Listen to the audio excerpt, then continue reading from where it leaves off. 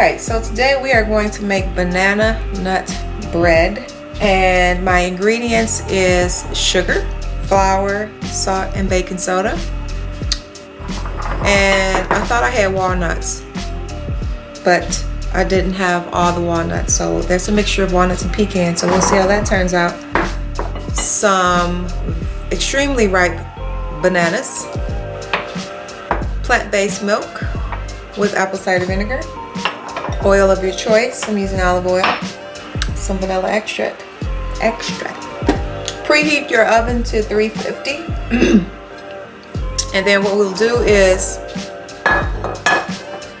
so in this dish is let's see, a 5x9 baking dish. Okay, and this is the perfect size. So I'm going to take this and put my non-stick spray, set that aside while the oven is heating. And this is so quick, guys. Everything I do is quick, honey. I don't have time. All right. So there's my sugar, and I'm going to, and these bananas are like 2 minutes away from being no good, and that's how you want them. So you're gonna need about 1.5 cups of bananas, or 3 medium-sized bananas. But if you're one of those people who has to know the exact amount of everything, 1.5 cups. Then I'm going to add my oil, and then my vanilla.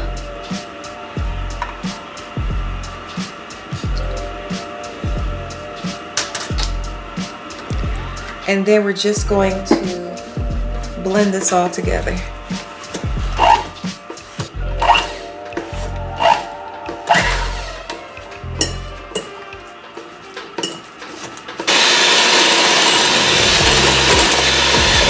It's my vegan buttermilk, if you will.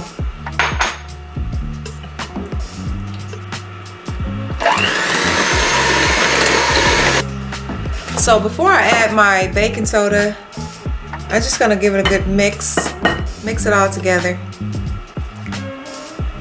I have a mixture of kamut flour and spelt flour, mostly spelt flour.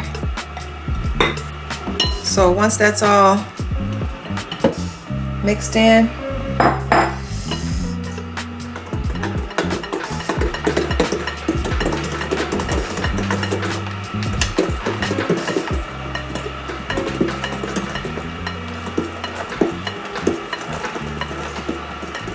so why are you using a mixer? Just in case I need it, that's all.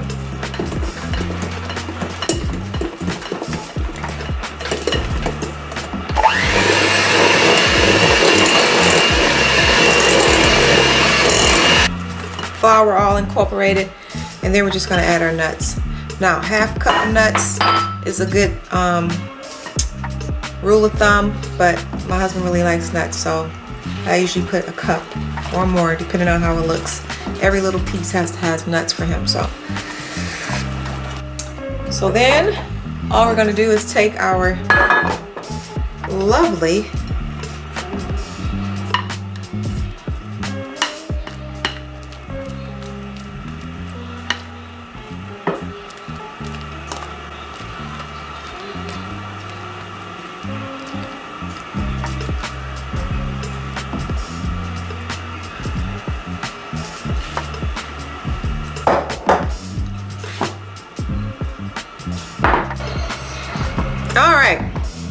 So here is our banana bread. We just had a power outage, and yeah, the time when the oven came back on, the timer had reset, and I didn't remember how much time was left. So it may be a little overcooked. We'll see. So once you take it out, you want to let it cool. It's still a little hot, but it's cool enough for us to flip it, and hopefully I did not overcook my husband's banana nut bread. Let me get a knife. Do I want to use this?